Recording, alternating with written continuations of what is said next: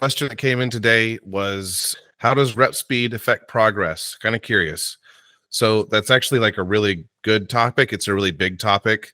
Slow reps and fast reps have a place, including slow eccentric, slow concentric reps. They all have like varying reasons why you do any of those. Since the question was specifically about speed reps, I'm going to talk about that first. Speed reps, especially like have been popularized in the last 30 years or so by Louis Simmons, like West Side Barbell on their dynamic effort day, which is part of their interpretation of conjugate.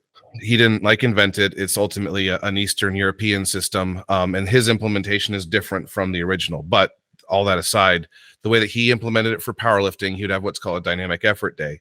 A lot of sets with a smaller number of reps and very short rest times in between. So like for squats, it could classically be like 10 sets of 2, 10 sets of 3, maybe 7 sets of 2, 7 sets of 3, and anything in between. 15 to up to 30 reps, basically. And rest times would be 30 seconds to all the way up to 90 seconds, probably averaging like a minute or something like that is usually how it's implemented. I've actually used this method myself. Usually that kind of implementation is for compound movements. And the reason why is to train basically efficiency and explosiveness in a given lift. So you're really skill training. You're also getting in plenty of volume.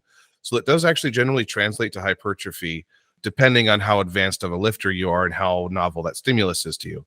However, with that said, what I would say is for the first 5 sets, usually they're pretty easy. Usually you're not feeling very much at all.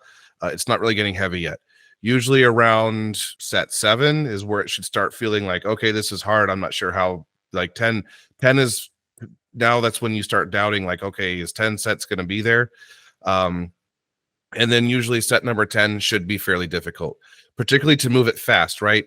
And part of what you're doing it when you move it fast is you're also fatiguing yourself sort of extra compared to if you moved it at like a medium velocity, not a slow velocity, because a slow velocity also tends to have the effect of making a lift harder. So whatever is sort of a natural velocity for you.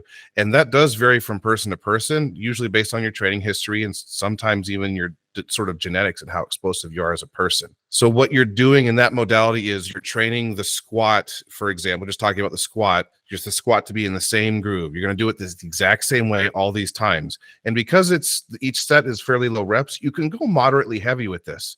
You can usually go heavier with this than you could say a 5x5 or something like that, because it is more sets and there's usually more rest time in between.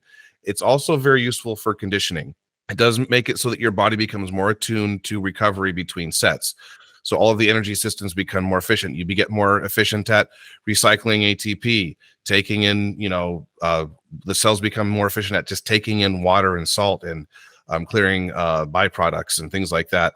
So you do have a pretty significant effect there. And also there's a cardiovascular effect as well. If you do this kind of thing, you'll notice that the first time you do it, you're going to get pretty out of breath usually, unless you're in very, very good shape.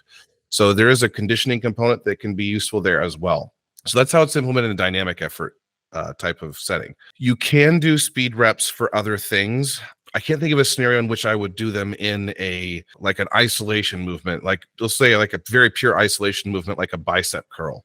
In fact, I would recommend specifically against that kind of thing because the biceps tend to be semi-vulnerable to tearing and tendon ruptures and things like that. And there's just not anything to be gained there. When you're doing that kind of thing, you're not training strength, you're training hypertrophy. And in that case, speed reps are not particularly useful. You're not really conditioning much because it's a small muscle. Why bother? You want actually time under tension in that modality. However, the speed rep can have its place as a pure strength training modality. You're basically favoring strength while also in a hybrid sense doing some sort of hypertrophy work. And the conditioning element, again, is quite real.